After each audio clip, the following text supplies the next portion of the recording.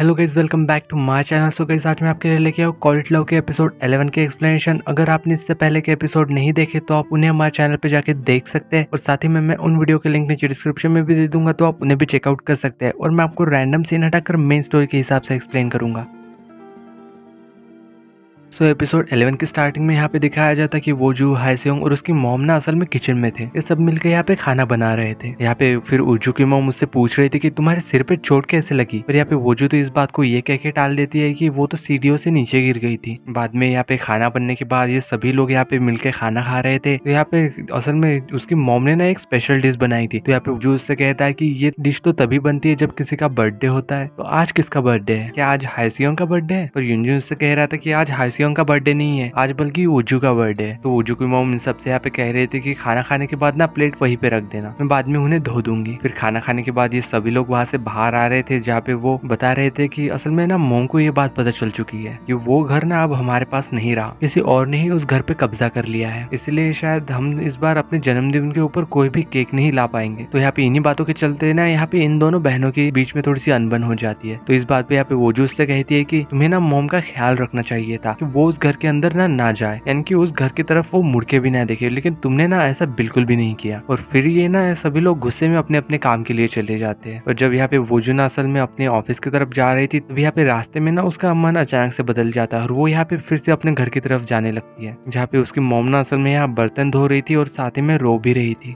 तो जब यहाँ पे वोजू घर पे आ गई थी, तो यहाँ उसकी मॉम उससे पूछ रही थी कि तुम घर पे वापस क्यों आई, क्या तुम कुछ भूल चुके हो? और यहाँ वोजू उनसे कहती है कि नहीं, मैं तो यहाँ आपकी मदद करने आई हूँ। यहाँ पे फिर वो भी ना बर्तन धोने लग जाती। और फिर इधर हम यहाँ पे नेक्स्ट सीन में डोंगजिन को भी दिखाया जाता है, जो कि यहाँ पे सोच रहा था कि वोजू अब तक ऑफिस क्यों नहीं आई, काफी देर हो चुकी है। इसलिए यहाँ पे फिर बाद में ना वोजू असल में डोंगजिन के पास मैसेज कर देती है, और वो उससे कह रही थी कि असल में मेरी मॉम ना घर पे आ चुकी है और मुझे उनके साथ आज टाइम स्पेंड करना है, इसलिए मुझे ना आज के दिन छुट्टी चाहिए। तो यहाँ पे डोंगजिन भी उसे रिप्लाई कर देता है कि ठीक है, अपनी मॉम के साथ अच्छा समय बिताना। फिर जब यहाँ पे थोड़ी देर बाद उसके पास सेनु वहाँ आ गया था, और वो तो यहाँ पे असल में उसे परेशान कर रहा था, यानी कि उसकी टांग खींच रहा था, क्योंकि अब ना डोंगजिन असल में वोजू से ना प्यार करने लगा है इसलिए। तो यहाँ पे वो उसे बता रहा था कि असल में आज ना वोजू का बर्थडे है। तो यहाँ पे डोंगजिन से कह रहा था कि हाँ मुझे पता है, बताने की जरूरत नहीं है। फिर नेक्स्ट सीन में यहाँ पे वोजू और उसकी मॉम को फिर से दिखाया जाता है, जहाँ पे ये दोनों बात कर रहे थे। तो यहाँ पे उसकी मॉम उससे कह रही थी कि जब मैं इस घर के अंदर आई थी तो यहाँ पे जियो और हाईसियो ना असल में रो रहे थे, पर तुम नहीं रो रही थी। क्या तुम ठीक हो? क्या तुम्हारे साथ कुछ गलत हुआ है? मुझे बताओ क्या बात है। तो यहाँ पे फिर वोजू ना असल में उसकी मॉम को सच बता देती है कि असल में उस घर के अंदर ना अब हिजा रह रही है, और साथ ही में उसे वो ये बात भी बताती है कि जब उसके डैड का अंतिम संस्कार हो रहा था तो वो ना असल में वहाँ पे गई थी, और मैं सिर्फ वहाँ पे तमाशा करने गई थी। लेकिन शायद ना इन सब चीजों में मेरी ही गलती है, क्योंकि उसी दिन के बाद से ना सभी चीजें से गलत सी होने लगी, और इस चीज के लिए यहाँ पे वो उसकी मॉम से माफी भी मांग रही थी, और वो बाद में यहाँ रोने लग जाती है। फिर जब हमें यहाँ बाद में यूनजिन को दिखाया जाता है, जो कि यहाँ पे अपने फार्मेसी के बाहर बैठा हुआ था, और तभी ना वो यहाँ पे एक फ्लैशबैक सीन को याद कर रहा था, और ये असल में कल पिछली रात का ही था, जहाँ पे असल में हाईसियोंग ना जब भाग के उसके पास आके उसे गले लगाया था। और इधर यहाँ पे फिर बाद में वो दोनों बैठ गए थे और साथ में बातें कर रहे थे, जहाँ पे हाईसियोंग का दिल ना असल में काफी तेजी से धड़क रहा था। तो यहाँ पे यूनजिन ना उसकी नर्स को चेक करता है और उससे कह रहा था कि तुम्हारा हार्ट तो काफी ज्यादा फास्ट धड़क रहा है, ऐसा क्यों? तो फिर यहाँ पे हाईसियोंग उसे बताती है कि पहले तो मुझे ऐसा लगा जब मैं तुमसे गले मिली तो इस वजह से यहाँ पे ऐसा हुआ है, पर ऐसा नहीं था, क्योंकि असल में मैं तुम्हें ना पसंद करती हूँ, इसी वजह से ये हो रहा है। और यहाँ पे यूनजुन ने इस बात पे उसे कोई भी जवाब नहीं देता, और वो यहाँ से चला जाता है। और इधर फिर यहाँ पे प्रेजेंट सीन में वो असल में ना यहाँ हुजून के पास मैसेज करता है, और उससे कह रहा था कि घर जाने से पहले ना फार्मेसी में आना, क्योंकि मुझे ना तुमसे कुछ बात करनी है। और फिर इधर हाईसियोंग को भी दिखाया जाता है, जो कि उसे हाँ कह देती है, और तभी यहाँ पे उसके पास ना वही लड़का वहाँ आ जाता है। तो यहाँ पे वो उससे कह रहा था कि अगर तुम मुझसे ब्रेकअप करना चाहती हो तो हम कम से कम इस बारे में बात तो कर सकते हैं ना। पर फिर भी ना यहाँ पे हाईसियोंग इस चीज पे कोई भी रिस्पॉन्स नहीं देती। तो यहाँ पे वो लड़का यानी कि पार्क से उससे कह रहा था कि तुमने ना काफी लोगों को डेट किया है, क्या तुम सबके साथ ही ऐसा बिहेव करती हो? तो यहाँ पे इस वजह से ना हाईसियोंग उससे बात करने के लिए मान जाती है, और उससे कहती है कि ठीक है चलो हम बात करेंगे। फिर जब हमें यहाँ पे डोंगजिन को भी दिखाया जाता है, जो कि असल में यहाँ से ऑफिस से बाहर जाने की तैयारी कर रहा था, क्योंकि आज ना असल में वोजू का बर्थडे है ना, इसलिए। फिर जब हमें अगले सीन में यहाँ पे हाईसियोंग और पार्क सियोंग को दिखाया जाता है, जो कि यहाँ पे मिल रहे थे, तो यहाँ पे बार बार ना हाईसियोंग अपने फोन में ही देखे जा रही थी। असल में उसके पास ना यहाँ पे यूनजिन का मैसेज आया हुआ था, तो यहाँ पे वो उसे रिप्लाई करके कहती है कि वो अभी ना पार्क सू के साथ है, तुम ना घर पे चले जाओ, मैं बाद में आ जाऊंगी। तो यहाँ पे फिर वो लड़का यहाँ पे उससे कह रहा था कि तुम तो कह रही थी कि तुम्हारे बहन का आज जन्मदिन है, इसलिए तुम ना जल्दी जाने वाली थी, पर तुमने ना फिर भी मुझसे झूठ बोला, तो फिर तुम मेरे साथ आई क्यों हो यहाँ? तो यहाँ पे हासियों उससे कह रहे थे कि मुझे लगा था कि तुम मुझसे ना माफी मांगो। तो यहाँ पे फिर वो लड़का उससे पूछ रहा था कि मैं किस बात के लिए तुमसे माफी मांगू, और असल में यहाँ पे हासियों को तो ये लग रहा था कि वो ना उस दवाई वाली बात के लिए उससे माफी मांगेगा, क्योंकि उसने उसके दोस्त को ये बात बता दी थी। लेकिन यहाँ पे उस लड़के को तो इस बारे में पता ही नहीं कि ये बात ना उसे पता चल गई है। तो इस वजह से यहाँ पे बातों ही बातों में ना ये लोग ब्रेकअप करने की बात करने लग जाते हैं। तो यहाँ पे असल में ये लड़का ये कहकर ब्रेकअप कर देता है कि तुम ना कभी भी परेशानी नहीं थी, तुम बस अपने परेशानी दिखाने का असल में सिर्फ नाटक करती हो। ये सब कह के ना वो वहां से चला गया था। नेक्स्ट सीन में हमें यहाँ पे वोजू को उसके मॉम के साथ दिखाया जाता है, जो कि असल में यहाँ पे ना जियो के पास लेके आई थी। तो असल में यहाँ पे उसकी मॉम जानना चाहती थी कि जियो काम क्या कर रहा है। तो यहाँ पे फिर यहाँ जियो वोजू से कहता है कि मुझे ना तुमसे कोई बात करनी है, इसलिए वो यहाँ पे उसे लेके अकेले में बात करने के लिए चला जाता है। तो यहाँ पे वो उससे कह रहा था कि असल में यहाँ पे ना डोंगजिन आया हुआ है, उसने केक भी लाया है, क्योंकि वो ना तुम्हारा बर्थडे मनाना चाहता है, पर तुम तो मॉम को भी साथ में लेके आई, हम ना मॉम को उससे नहीं मिलवा सकते। तो यहाँ वोजू उससे कह रहे थे कि फिर ऐसा क्यों है। तो वो जियो उससे कह रहा था कि मैं जानता हूँ कि असल में डोंगजिन कौन है, वो ना उसी औरत का बेटा है जिसने कि हमारा घर छीना हुआ है। शायद तुम ये बात नहीं जानती होगी, इसलिए ना हम उन दोनों को मिलने नहीं दे सकते। लेकिन जब यहाँ पे वो फिर से अंदर जाते हैं तो वो देखते हैं कि असल में यहाँ पे डोंगजिन ना वोजू की मॉम से बात कर रहा था। ये दोनों काफी खुश भी लग रहे थे बात करते हुए, और इसके बाद ना ये चारों वहां से बाहर चले जाते हैं। जहाँ वोजू की मॉम डोंगजिन से कह रही थी कि तुम्हारी हाइट ना काफी लंबी है और मेरी बेटी भी काफी लंबी है, तुम दोनों ना साथ में काफी ज्यादा अच्छे लगते हो। तो ये सब कहने के बाद ना जियो और उसकी मॉम वहां से चले जाते हैं, और बाद में ये फिर दोनों अकेले ही ऐसे टहल रहे थे, तभी अचानक से एक साइकिल वाला वहां से गुजरता है। तो यहाँ पे वोजू को बचाने के लिए ना डोंगजिन उसे अपनी तरफ खींचता है। तो इस वजह से ना यहाँ पे ये दोनों काफी करीब आ गए थे। तो फिर ये दोनों ऐसे ही एक दूसरे को घूरे जा रहे थे। फिर कुछ देर बाद ना ये दोनों फिर से एक शॉप के अंदर आ जाते, जहाँ पे ये लोग मिलके खाना खा रहे थे। तो यहाँ पे फिर वोजू ना असल में डोंगजिन से पूछ रही थी कि तुम और मेरी मॉम बात क्या कर रहे थे। तो यहाँ पे डोंगजिन उसे बता रहा था कि असल में तुम्हारी मॉम ने मुझसे पूछा था कि तुम मेरी बेटी को बारे में क्या पसंद करते हो। तो यहाँ पे फिर डोंगजिन वोजू से कह रहा था कि शायद मैंने तुम्हें काफी पहले ही पसंद कर लिया था, और साथ ही में वो यहाँ पे उसे बर्थडे विश भी कर रहा था। लोग ना बाद में फिर ड्रिंक भी करते हैं। फिर नेक्स्ट सीन में हमें यहाँ पे सैनवू को भी दिखाया जाता है, जो कि यहाँ पे ऑफिस से बाहर जा रहा था। लेकिन तभी यहाँ पे ना असल में यंगमिन वहां आ गया था, जिसके हाथ में यहाँ पे कुछ सामान था। तो फिर यहाँ पे सैनवू उसे देख के उसे पूछता है कि तुम यहाँ पे कर क्या रहे हो, तुम्हें तो यहाँ पे नहीं होना चाहिए। तो यहाँ पे असल में यंगमिन ना अपने घुटनों पे बैठ जाता है और उससे कह रहा था कि आप ना मुझे कंपनी में फिर से वापस ले लो, अगर आप फिर मुझे नहीं आने दे रहे हो तो आपने वोजू को क्यों आने दिया। और वो यहाँ पे सारी बातें बता रहा था जो कि उस दिन उन दोनों के बीच में हुई थी, कि जब असल में मुझे कंपनी से बाहर निकाला जा रहा था तो वोजू ना उस दिन मेरे पास आई थी और उसने मुझसे कहा था कि अगर तुम इस कंपनी को बर्बाद करना चाहते हो तो तुम्हें ना और भी ज्यादा कोशिश करनी पड़ेगी। और साथ ही में यहाँ पे यंगमिन उससे कह रहा था कि मुझे पता है कि असल में वो ना बेस्ट फेयर के अंदर काम करने के लिए नहीं आई है, क्योंकि उसके यहाँ पे आने की ना कोई अलग ही वजह है। पर सैनहू तो उसकी बात पे यहाँ यकीन ही नहीं कर रहा था, क्योंकि वो यहाँ पे सोच रहा था कि वोजू ना ऐसा कभी नहीं कर सकती। फिर नेक्स्ट मॉर्निंग हमें यहाँ पे दिखाया जाता है यंगमिन को, जो कि यहाँ पे डोंगजिन से मिल रही थी और उसे यहाँ पे बता रही थी कि मैं ना असल में सारी पुरानी यादें छोड़ के आगे बढ़ने वाली हूँ, और साथ ही में मैंने अपना अपार्टमेंट भी किराए पे दे दिया है। तो यार डोंगजिन कह रहा था कि ये तो अच्छी बात है, और साथ ही में यहाँ पे मिनियन उससे कह रहे थे कि तुम ना हमेशा ही खुश रहना। यहाँ पे डोंगजिन असल में ये बात उसे बता देता है कि असल में मैं ना उजू को पसंद करने लगा हूँ। ये सब यहाँ पे थोड़ी देर बातें करते हैं और बाद में यहाँ पे डोंगजिन वहां से चला जाता है। फिर जब थोड़ी देर बाद हमें दिखाया जाता है कि मिनियंग ना वापस अपने अपार्टमेंट के अंदर आ गई थी, और तभी यहाँ पे उसके पास ना यहाँ पे डोंगजिन की मॉम यानी कि हिजा का कॉल आ जाता है। तो यहाँ पे असल में हिजा मिनियंग से कह रही थी कि मैं ना तुम्हें एक एड्रेस भेज रही हूँ और तुम्हें ना वहाँ पे जाना होगा। और फिर हमें यहाँ पे हिजा को भी दिखाया जाता है, जो कि यहाँ पे एक रियल एस्टेट डीलर के पास आई हुई थी, और यहाँ पे वो उससे कह रही थी कि असल में मुझे ना अपना घर बेचना है। तो यहाँ पे असल में वो लेडी उससे कह रही थी कि असल में ये घर ना नहीं बिक सकता, क्योंकि यहाँ पे उसके घर के बारे में ना काफी ज्यादा अफवाहें चल रही थी, क्योंकि वहाँ पे पहले ही 10 सालों से ना कोई और ही रह रहा था। और इसके बाद हमें यहाँ पे फिर ओजू की मॉम को भी दिखाया जाता है, जो कि यहाँ पे अकेले ही ना अपने घर की ओर जा रही थी। तभी यहाँ पे